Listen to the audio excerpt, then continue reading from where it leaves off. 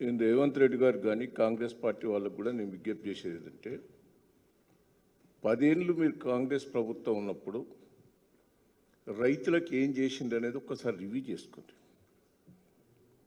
10 ఏళ్ళల్లో TRS ప్రభుత్వంలో రైతులు ఏ రూపంగా బాగుపడ్డారు, ఎంత సాగు పెరిగింది, రైతులకు ఎంత హ్యాపీ అయినరు, రైతుల భూముల రేట్లు ఎట్లా పెరిగినాయి, రైతుల ఆస్తులు ఎట్లా పెరిగినాయి, రైతులకు ఎంత లాభం జరిగిందనేది రివ్యూ చేసుకోండి. ఇంత మునుపు నిరంజన్ రెడ్డి గారు చెప్పినట్టు 4,50,000 కోట్లు మీరు రైతుల కోసం ఖర్చు పెట్టారు. మీరు ఏం ఖర్చు పెట్టబోతున్నారు? నేను ఒకటే రిక్వెస్ట్ చేస్తున్నా, ఇలా రైతులు హ్యాపీగా ఉన్నారు, కానీ ఈ 6 నెలల లోపల ఎంత ఇబ్బంది పడుతున్నారు అనేది కూడా మీరు రివ్యూ చేసుకోండి. కాంగ్రెస్ ప్రభుత్వం వచ్చిన తర్వాత కరెంటు పోతుంది, మోటార్లు కాలిపోతాయి, స్టార్టర్లు కాలిపోతాయి, ట్రాన్స్ఫారాలు కాలిపోతాయి, అల్లకొల్లలు అవుతారు కరెంటు లేక. మళ్ళీ పాత రోజులు గుర్తుకొస్తున్నాయి. ఇది వాస్తవం కాదా? చెల్లల్లో నీళ్ళు లేవు, ప్రాజెక్టులకు మెయింటెనెన్స్ ఇస్తలేవు. 6 మంత్స్ నుంచి మెయింటెనెన్స్ లేదు, దేవాదులు లేదు, కాళేశ్వరం లేదు, అన్ని ప్రాజెక్టులు మెయింటెనెన్స్ లేక నీళ్లు వస్తలేవు. చేతులు ఎత్తేసినారు దేవాదుల వాళ్ళు. దాన్ని వాస్తవం కదా? మీరు బిల్లులు కూడా ఇస్తలేరు.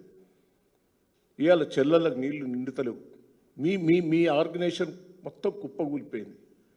రైతులు అల్లకొల్లం అవుతున్నారు. ఇది వాస్తవం కాదా? ఆ రోజు కేసీఆర్ గారు చెర్లు బాగు చేసి, చెక్ డ్యాములు కట్టి, ప్రాజెక్టులు పెంచి, 24 గంటల కరెంట్ ఇచ్చి, రైతుకు పెట్టుబడి ఇచ్చి, ఎన్నో తీర్ల ప్రతి గింజ కొన్నా. కానీ ఈరోజు మీరేదో రైతు ప్రభుత్వం అని గొప్ప చెప్పుకుంటే సిగ్గనిపిస్తలేదా? ఈ రుణమాఫీ అన్నావు, నువ్వు 15వ తారీఖు వరకు ఏం చేస్తున్నావు? ఆగస్టు 15కు ఒకసారి రికార్డు తీసుకో. మొత్తం ఆ స్కీమ్స్ అన్నీ ఇంప్లిమెంట్ చేస్తా ఉన్నావు.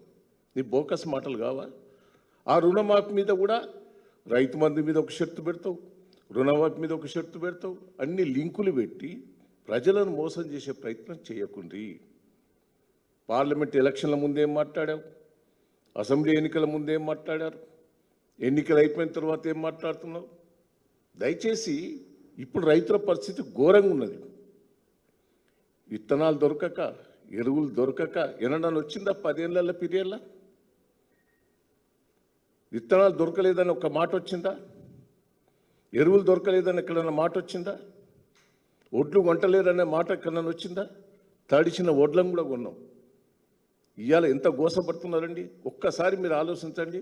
కేసీఆర్ గారు దూరదృష్టితోటి పామాయిల్ తోటలు పెట్టి సబ్సిడీలు ఇచ్చి తెలంగాణ రాష్ట్రం ప్రతి జిల్లాకు ఒక ఫ్యాక్టరీ శంకుస్థాపన చేస్తే 6 నెలల బట్టి వాళ్ళకి సబ్సిడీ లేదు. పామాయిల్ అన్నీ తీసేసుకొని దున్నుకుంటారు. పామాయిల్ ఫ్యాక్టరీలు ఎక్కడ కూడా మొదలు కాలేదు. ఇక ఫ్యాక్టరీలు మొదలు కాకపోతే ఇక పామాయిల్ కూడా కొంటోళ్ళు లేడని మొత్తం దున్నేస్తాను. సిగ్గనిపిస్తలేదా? ఇంకేదో రైతు ప్రభుత్వాన్ని గొప్ప చెప్పుకుంటున్నారు మీరు. దయచేసి నేను ఒక్కటే రిక్వెస్ట్ చేస్తున్నా, ఇప్పటికైనా ఏదో మీ 6 మంత్స్ లోపటే మిమ్మల్ని అనాలని కాదు, మీ మాటలను చూసిన తర్వాత మేము అనవలసి వస్తుంది.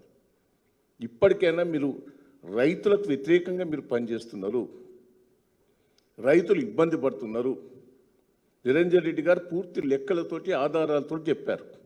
ఒకసారి రివ్యూ చేసుకోండి. మీరు మోసం చేసే ప్రయత్నం చేయకుండా రైతుకు పెట్టుబడి అందలే.